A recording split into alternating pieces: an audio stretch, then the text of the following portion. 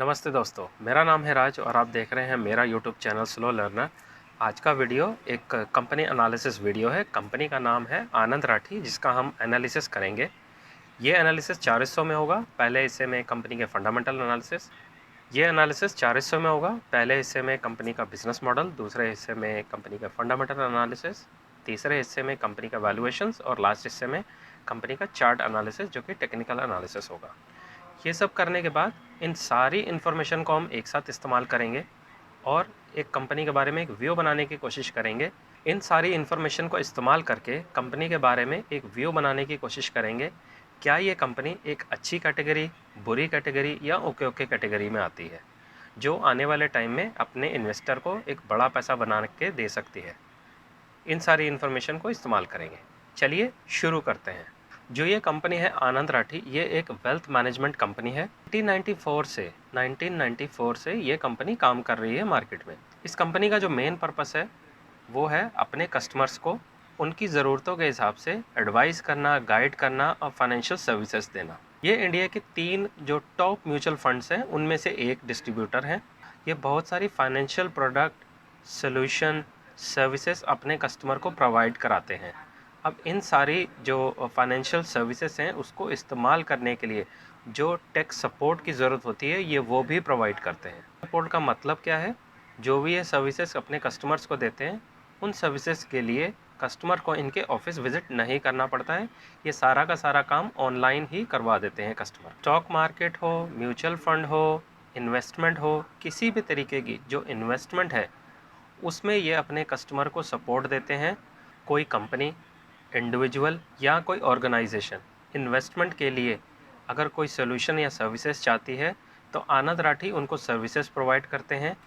फिर चाहे वो प्राइवेट वेल्थ क्रिएट करना हो, इंस्टीट्यूशनल इक्विटी से इन्वेस्टमेंट हो, इन्वेस्टमेंट बैंकिंग हो, इंश्योरेंस ब्रोकिंग हो या फिर एनबीएफसी, तो ये सभी तरीके की सर्विसेज प्रोवाइड करते हैं, मदद करते हैं, गाइडेंस करते हैं।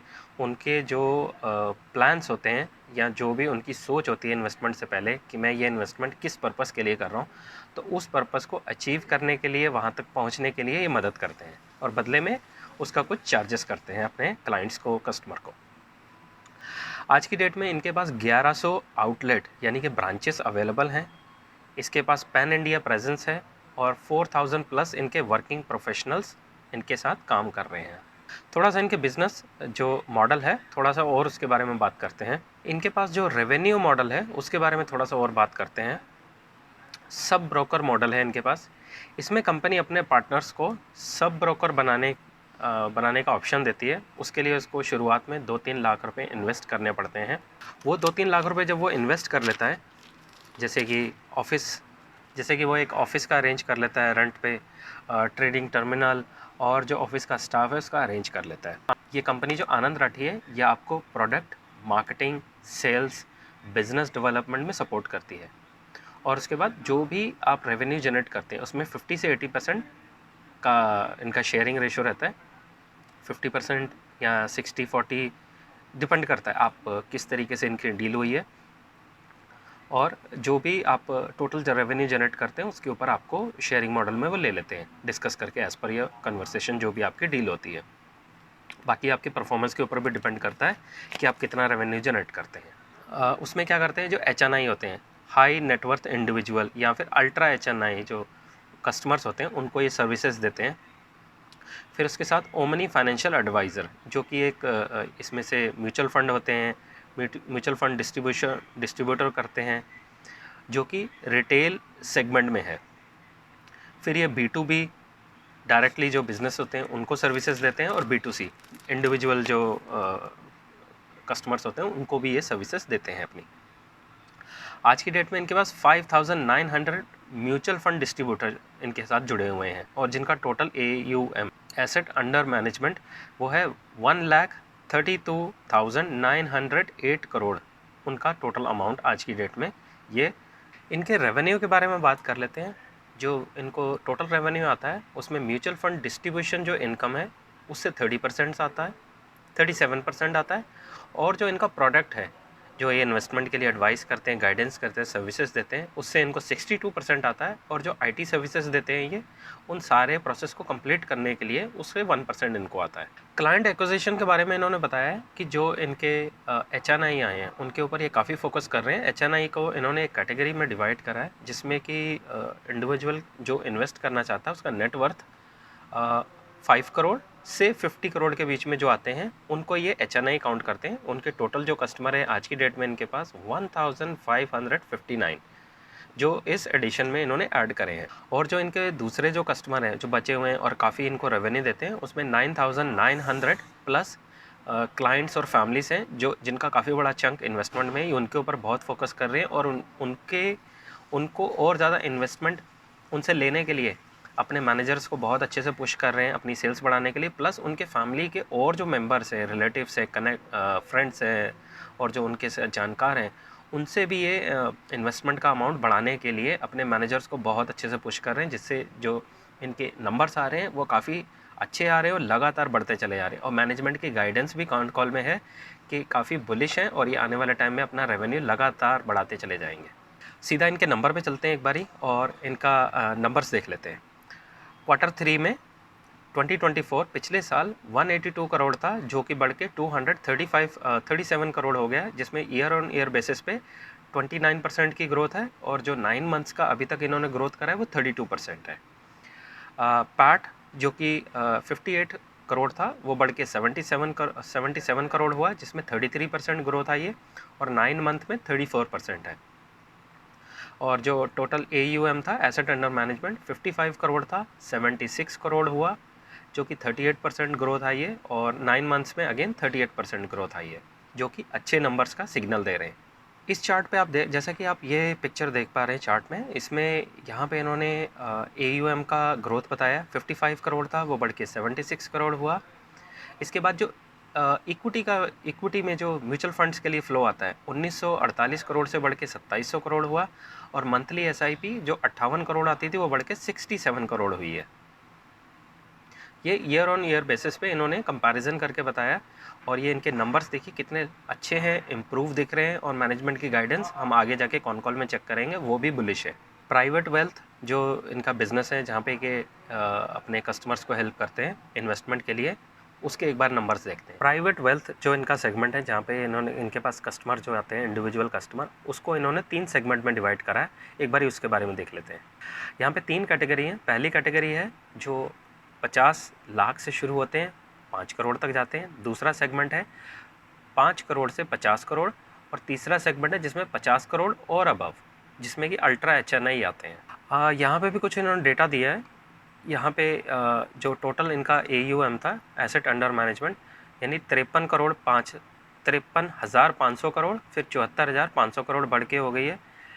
रिलेशनशिप मैनेजर जो 322 थे, 383 करे हैं। नंबर्स ऑफ एम्प्लॉय बढ़ाएं, यानी कि कंपनी को अपना बिजनेस आगे बढ़ता हुआ दिख रहा है।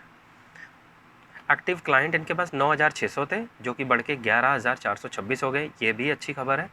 और क्लाइंट पर RM जो 30 थे वो आज भी 30 है। मुझे नहीं पता इसको कैसे काउंट करेंगे या क्या इसका इंटरप्रिटेशन निकालना चाहिए हमें, क्योंकि अगर इनके क्लाइंट बड़े हैं तो रिलेशनशिप मैनेजर हैं वो भी बढ़ने चाहिए, लेकिन वो ये कम के साथ मैनेज कर रहे हैं। इसका असर उनके प्रॉफिटेबिलिटी पे आएगा, एफिशिएंसी में आ जाएगा। तो ये कम बंदों के साथ ज़्यादा कस्टमर को मैनेज कर पा रहे हैं। इनकी प्रेजेंस के बारे में बात की है, all over India, pan India presence available है इनकी। मुंबई, बेंगलोर, चेन्नई, कलकत्ता, न्यू दिल्ली, हैदराबाद, विशाखापट्टनम, पूना, नोएडा, गुड़गांव, चंडीगढ़, जोधपुर, कोयंबतूर, नागपुर, जबलपुर और लखनऊ। तो प्रेजेंस का कोई इशू है ही नहीं। इन्होंने डेटा भर भर के दिया है, आपको जितना एनालाइज करना है करो। मुझे जो मेन लग रहा है, इंपॉर्टेंट लग रहा है, मैं वो आपके साथ वो डिस्कस कर रहा हूँ। 2019 में जो डेटा था 23.8 से बढ़ के 66.9 हो गया है। ये क्या है? इंडियन म्यूचुअल फंड इंडस्ट्री का जो ग्रोथ हुआ है, 19.7% की CAGR से ग्रोथ हो रहा है। अब जो पेनेट्रेशन है म्यूचुअल फंड इंडस्ट्री का, वो इक्विटी में या ऑल ओवर द वर्ल्ड किस तरीके से अलग अलग कंट्रीज़ में क्या क्या उनका परसेंटेज है। इंडिया में भी 7.3 हुआ है, ब्राज़ील में 6.5 है, जापान में 49% है, जर्मनी में 10 है, UK में 30 है, यूएसए में 72% लोग इन्वेस्ट करते हैं और वर्ल्ड में ऑन एन एवरेज 30 है।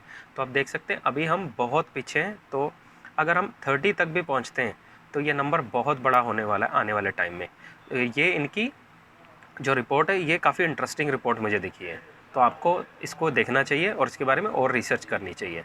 तो इससे आप एक आइडिया निकाल सकेंगे, एक बड़ी पिक्चर देख पाएंगे कि आने वाले टाइम में इंडियन जो इक्विटी है या जो स्टॉक मार्केट है उसमें बहुत बड़ा एक स्कोप होने वाला है। और जैसा कि आप जानते हैं आज के टाइम में वर्ल्ड वाइड काफ़ी सारी जो कंट्रीज़ हैं वो स्ट्रगल कर रही हैं ग्रोथ में, लेकिन इंडिया एक ऐसी कंट्री है जो सबसे अच्छी स्पीड से ग्रोथ कर रही है।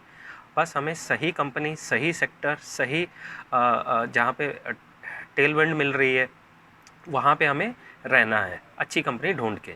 सीधा चलते हैं कंपनी के कॉन कॉल में, और कॉन कॉल में चल के देखते हैं मैनेजमेंट ने क्या क्या बात करी और हमारे मतलब की क्या क्या उसमें इन्फॉर्मेशन है। कॉन कॉल की जो स्टार्टिंग ही थी काफ़ी स्ट्रॉन्ग, बुलिश, और रेवेन्यू इनके जो इन्होंने इन्फॉर्मेशन दी कि 9 मंथ्स में हमारी जो ग्रोथ हुई है वो 33% से ग्रोथ हुई है, प्रॉफिट ग्रोथ हो रही है, रेवेन्यू की ग्रोथ हो रही है, मतलब ओवरऑल अच्छी अच्छी चीज़ें सारी इन्होंने बताई हैं, कोई गोलमोल कहानी नहीं करी, टू द पॉइंट सीधा। निफ्टी परफॉर्मेंस के बारे में इन्होंने बताया कि निफ्टी से बेहतर परफॉर्म कर रहे हैं। निफ्टी जब गिरा था 9.6 तो हमारा परफॉर्मेंस उनसे फिर भी बेहतर था। तो ओवरऑल बुलिश दिख रही है अभी तक इनकी जो कॉन कॉल में कमेंट्री है। कॉन कॉल में बात करिए कि निफ्टी जब 9.6% से गिरा तो इनका जो डाउनफॉल था वो 8.4 था, तो इन्होंने निफ्टी से फिर भी बेहतर परफॉर्मेंस दिया। यानी जब निफ्टी नीचे गिरता है तो इससे कम गिरते हैं, निफ्टी जब ऊपर जाता है तो उससे ज़्यादा ऊपर जाते हैं। इसे बोलते हैं स्ट्रॉन्ग, या आप रिलेटिवली ज़्यादा बढ़िया परफॉर्म कर रहे हैं। कॉन कॉल के इस हिस्से में इन्होंने बताया कि इन्होंने अभी और रिलेशनशिप मैनेजर ऐड करे हैं। इनका टोटल नंबर बढ़ के 383 बढ़ गया है, और जो रिलेशनशिप मैनेजर जो हैं उनमें से 0 मैनेजर जो कि पिछले क्वार्टर में इनको छोड़ के गया हो। तो ये भी एक अच्छा खबर है। इसका मतलब जो लोग इनके साथ काम कर रहे हैं मतलब उनके पैसे बन रहे हैं और उनका सेल्स बढ़ रही है इस वजह से। कॉन कॉल के इस हिस्से में देखिए इन्होंने बात करी है, रेवेन्यू बढ़ा है, प्रॉफिट बढ़ा है, मतलब सब जगह लगभग ठीक ही ठीक खबर है। म्यूचुअल फंड इनका डिस्ट्रीब्यूशन है उसमें ग्रोथ आई है, पार्ट में ग्रोथ है, 9 मंथ्स का जो रिज़ल्ट है वो भी अच्छे हैं। तो आप इसको एक बारी स्क्रीनशॉट को आप ले लीजिए और अच्छे से इसको रिसर्च कीजिए।